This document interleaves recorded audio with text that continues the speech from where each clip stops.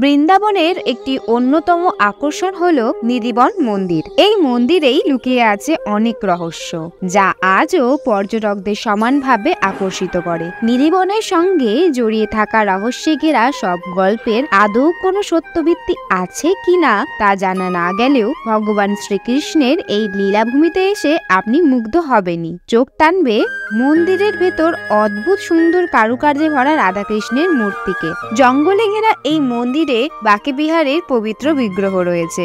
উল্লেখযোগ্য বিষয় হলো এই নিধিবনের জঙ্গলের সব গাছের শাখাই নিম্নমুখী। ভগবান শ্রীকৃষ্ণকে শ্রদ্ধা জানিয়ে গাছের শাখা প্রশাখার নিচের দিকে মুখ করে রয়েছে বলে মনে করা হয়। যদিও এই মন্দির ও তার আশেপাশে এলাকা অত্যন্ত রুক্ষ, তবুও এই সব গাছগুলো সারা বছর সবুজে ভরে থাকে। স্থানীয় বাসিন্দা ও মন্দিরের কর্মচারীদের বিশ্বাস এই সব গাছ আসলে বাকেবিহারে লীলা খেলার সঙ্গী গোপিনীর দল।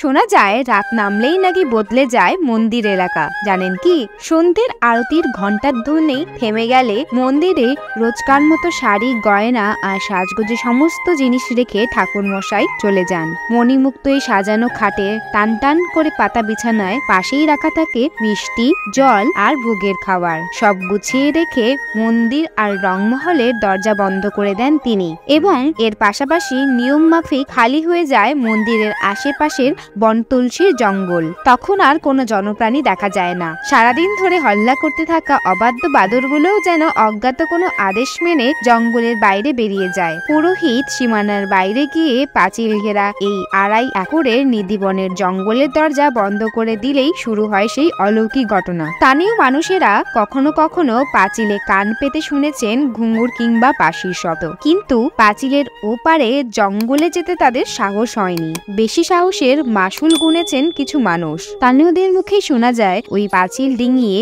রাতে ওই অদ্ভুত শব্দের উৎস খুঁজতে গিয়ে পরে অচেতন অবস্থায় পাওয়া গেছে তাদের। কেউ বা পাগল হয়েছে, কেউ হারিয়েছেন কথা বলার ক্ষমতা কিংবা দৃষ্টিশক্তি। নিধিবনের অন্তরালে তারা কি দেখেছিলেন তা বলার অবস্থায় নেই কেউই। এক বিদেশি সংস্থা আরো এক ধাপ এগিয়ে বসিয়ে দিয়েছিলেন সিসিটিভি, কিন্তু কোনো অজ্ঞাত কারণে কিছুই রেকর্ড হয়নি। অনেক অবিশ্বাসী বিজ্ঞানী এসেই ফিরেছেন খালি হাতে। কিছুই যখন পাওয়া যায়নি, তাহলে নিশ্চয়ই কিছু নেই এখানে, সব বানানো গল্প। এমন কথা বলতে বলতেও থমকে যায় আধুনিক বিজ্ঞান, কারণ পরদিন সকালে যখন নিধিবনের দরজা খোলে তখন দেখা যায় ওই সাজিয়ে রাখা প্রসাধনের জিনিসপত্র ছড়িয়ে ছিটিয়ে। কেউ যেন এসে খেয়ে গেছে মিষ্টি, জল আর ভোগ। শাড়ি থেকে গহনা ব্যবহারের পরে ছড়িয়ে রয়েছে চারিদিকে। রত্নখচিত খাটের বিছানাও জানান দেয় রাতে সেখানে এসেছিল কেউ। কারা এসেছিল তাহলে?